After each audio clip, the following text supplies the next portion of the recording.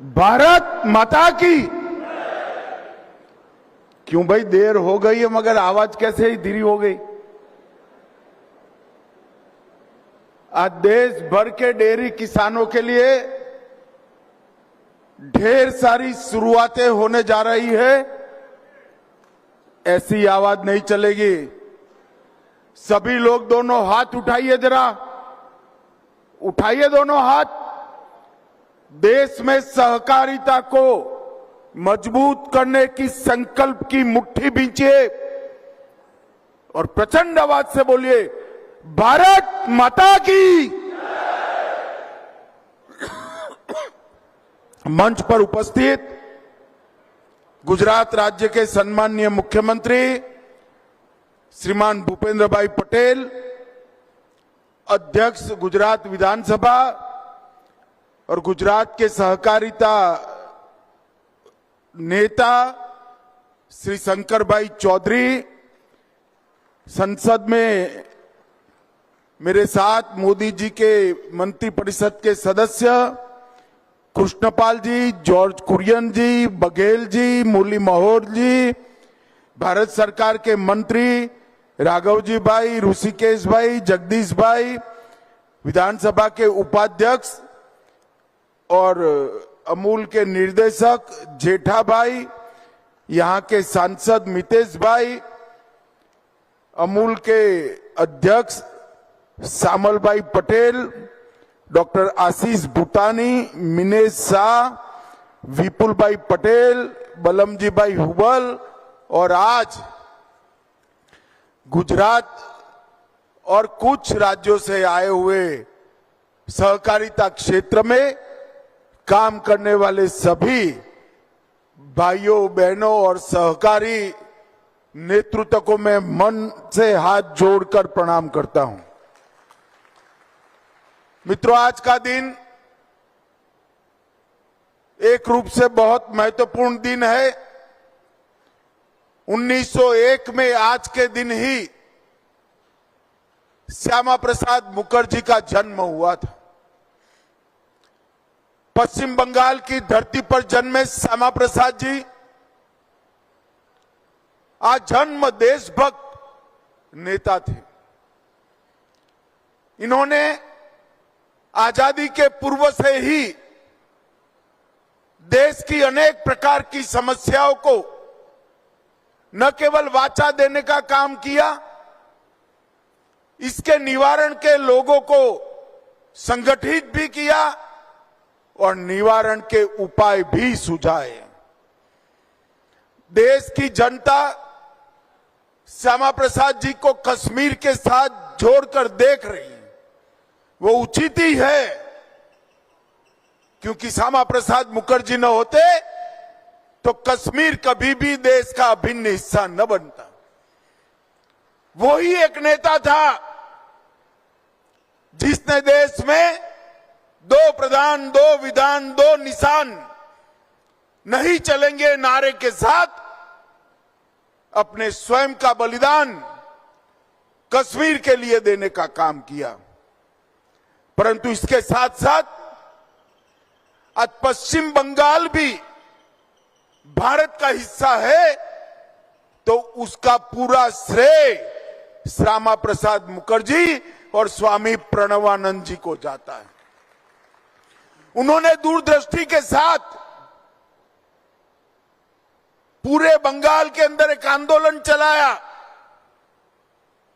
और जिस बंग को लॉर्ड कर्जन ने किया था उसको रोकने के लिए पूरा देश एकत्रित हुआ था।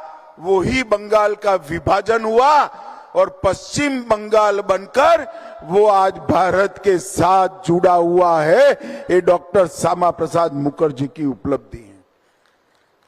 उन्होंने ही तुष्टीकरण की नीति के खिलाफ जवाहरलाल नेहरू जी के प्रथम मंत्रिमंडल से उद्योग मंत्री के नाते इस्तीफा दिया और इस्तीफा देकर भारत की मिट्टी, भारत के संस्कार और भारत के हित को समर्पित भारतीय जनसंघ की स्थापना की और वो आज उनकी बनाई हुई 10 सदस्यों के साथ बनाई हुई पार्टी 12 करोड़ सदस्यों के साथ संसार का सबसे बड़ा राजनीतिक दल बना है। मैं इस अवसर पर देश के महान नेता, जन्मजात देशभक्त और दूरदर्शी सामाजिक कार्यकर्ता श्री श्यामा प्रसाद मुखर्जी को 2 हाथ जोड़कर प्रणाम कर श्रद्धांजलि देता हूं। और ये श्रद्धांजलि भी एक करमसद आनंद की भूमि पर दे रहे हैं। ये भूमि सरदार पटेल की कर्म भूमि रही। ये भूमि मणिबेन की भी जन्मभूमि कर्म भूमि रही, जिनके नाम पर गुजरात की विधानसभा बनी। वो विठल भाई पटेल की भी एक जन्मभूमि कर्मभूमि रही। और त्रिभुवन काका, जिन्होंने डेयरी आंदोलन शुरू किया, उनकी भी जन्मभूमि कर्मभूमि यही करमसद आनंद है। आज यहां पर 10,000 से ज्यादा किसान भाई और बहन आए हैं, तब ढेर सारी चीजें एक साथ हुई। कार्यक्रम बहुत लंबा चला है। मैं हर चीज के बारे में बताने नहीं जाऊंगा, मगर आज सहकारिता मंत्रालय के 4 साल का भी अवसर है। आज एनडीडीबी के 60 साल का भी अवसर है। और आज सरदार पटेल की 150वीं वर्ष भी चल रहा है। इस सभी वर्ष पर, सभी स्थिति पर आज यहां पर इतना बड़ा सहकारिता सम्मेलन चल रहा है। मित्रों, हमारे देश में सहकारिता वैदिक काल से चली। पंचायत, चौपाल, समिति, भंडारा, लंगर, साझा चूल्हा, सहभोज, अनेक प्रकार से एक साथ बैठना, सोचना, भोजन करना, काम करना, ये हमारे समाज का संस्कार रहा। और उसी संस्कार को आज के ही दिन नरेंद्र मोदी जी ने विधायी स्वरूप देते हुए देश में पहली बार अलग सहकारिता मंत्रालय बनाने का निर्णय हमारे नेता नरेंद्र मोदी ने किया था। और 8,40,000 से ज्यादा समितियां और करीब 31 करोड़ लोगों के साथ जुड़ी ये समितियां, उनके अंदर नए प्राण फूंकने का काम नरेंद्र मोदी जी ने किया। दूध से लेकर बैंकिंग तक, चीनी मिलों से लेकर मार्केटिंग तक, और कैश क्रेडिट से लेकर डिजिटल पेमेंट तक, आज सहकारी समितियां सक्षमता के साथ देश के आर्थिक विकास में योगदान दे रही है। और आज सहकारिता मंत्रालय के 4 साल में मोदी जी के नेतृत्व में 60 से ज्यादा पहले की गई हैं। मैं इसमें डिटेल में जाना नहीं चाहूंगा, परंतु ये सारी पहल 5 पी पर आधारित है। पहला पी है पीपल से, इसका पूरा लाभार्थी देश की जनता होगी। दूसरा पी है पैक्स से, प्राथमिक सहकारिता मंडलियों को हम मजबूत कर रहे हैं। तीसरा पी है प्लेटफॉर्म से, डिजिटल और नेशनल प्लेटफॉर्म, हर प्रकार की सहकारिता गतिविधि के लिए हमने पूरे करने का काम किया है। चौथा पी है पॉलिसी के लिए। एक ही कमी रह गई थी, नमक उत्पादन की। आज हमारे हुबल भाई ने उसको भी पूरा कर दिया। नमक उत्पादन में भी अब नमक के उत्पादन का मुनाफा मेरा नमक बनाने वाला गुजरात का अगरिया जो है उसको मिलने जाएगा। ये बहुत बड़ी क्रांति की शुरुआत हुई। और पांचवा प्रिय है प्रॉस्पेरिटी का। अमूल की भूमि पर खड़ा रहकर मैं बोल रहा हूं, 36 लाख बहनें गुजरात में और 20 लाख बहनें देश में हर रोज परिश्रम कर कर दूध भरती है। 80,000 करोड़ का टर्नओवर है। अगले साल की बैलेंस शीट 1 लाख करोड़ की आएगी और इसका मुनाफा मेरी ये 56 लाख बहनों के अकाउंट में जाता है। प्रॉस्पेरिटी एक व्यक्ति की नहीं, पूरे समाज की। संपन्नता कुछ सेठों की नहीं, गरीब मजदूर की, किसान की। ये कंसेप्ट के साथ मोदी जी ने ये 60 इनिशिएटिव शुरू किया है। मित्रों, आज त्रिभुवनदास फूड कॉम्प्लेक्स मोगर में चॉकलेट प्लांट का विस्तार हुआ।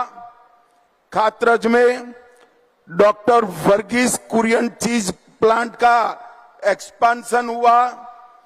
Sardar Patel cooperative dairy federation limited की स्थापना भी हुई। संगठित बाजार, इनपुट सेवाएं, दूध की निष्पक्ष खरीदी, मूल्य अंतर का भाव और डेयरी सेक्टर में सर्कुलर इकोनॉमी का एक चक्र पूरा करने का काम ये सरदार पटेल कोऑपरेटिव डेयरी फेडरेशन करेगा। मुझे विश्वास है अमूल की ही तर्ज पर ये देश के किसानों का भला करेगा। एक आरयूसी रेडी टू यूज कल्चर, इसमें हम आज आत्मनिर्भर हुए। एनसीडीएफआई के नए कार्यालय का उद्घाटन भी हुआ। एनडीडीबी के नए भवन का उद्घाटन भी आज होने जा रहा है। और जैसे मैंने कहा, कच्छ जिला नमक सहकारी समिति एक मॉडल समिति की शुरुआत करी है, जो आने वाले नमक उत्पादन करने वाले, आने वाले दिनों में नमक उत्पादन करने वाले हर मजदूर के लिए अमूल की तरह एक सशक्त कोऑपरेटिव आंदोलन बनेगा, इसका मुझे विश्वास है। मित्रों, आज अमूल एफएमसीजी ब्रांड ये न केवल भारत, विश्व की सबसे मजबूत ब्रांड बनी है। और ये सहकारिता का जो संस्कार है, उसका विस्तार करने का संकल्प हमने सहकारिता वर्ष में लिया है। कल ही त्रिभुवनदास पटेल के नाम पर त्रिभुवन सहकारिता यूनिवर्सिटी की स्थापना हुई है और आज करीब करीब 10 प्रकल्प, इतने बड़े प्रकल्प जो अपने आप में एक ही प्रकल्प नया अमूल बनाने का हो, इतने बड़े प्रकल्प है, इसका भी आज शुरुआत हुआ है। मित्रों, मोदी जी के नेतृत्व में 2 लाख नए पैक्स, सहकारिता यूनिवर्सिटी, अपना डेटाबेस और एक साथ बनाई हुई 3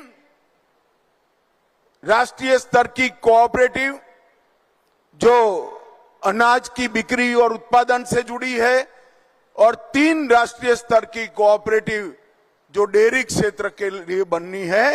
ये 8 चीजें इकट्ठा होकर हमारे देश का सहकारिता आंदोलन आने वाले दिनों में बहुत मजबूत होगा, इसका मुझे विश्वास है।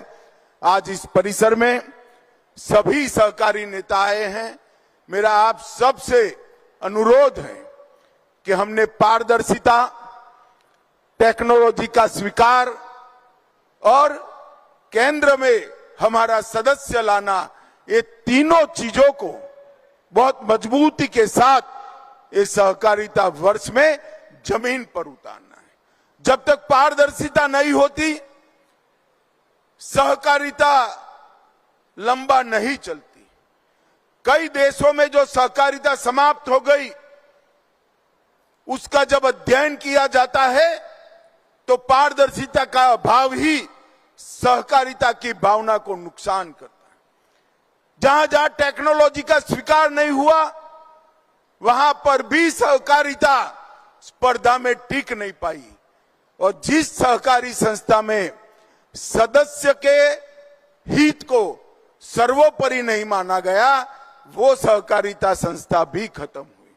ये तीनों चीजों को इस सहकारिता वर्ष के अंदर हम सब यहां बैठे हुए सहकारी नेता अपने अपने कार्य क्षेत्र में जमीन पर उतारे, इसको हमारा काम करने का संस्कार बनाए, हमारी काम करने की संस्कृति बनाए, और ये भाव कश्मीर से कन्याकुमारी और द्वारका से कामाख्या तक विशाल भारत माता के हर जिले में, हर तहसील में, हर गांव में पहुंचाए। यही हमें आगे बढ़ा सकता है।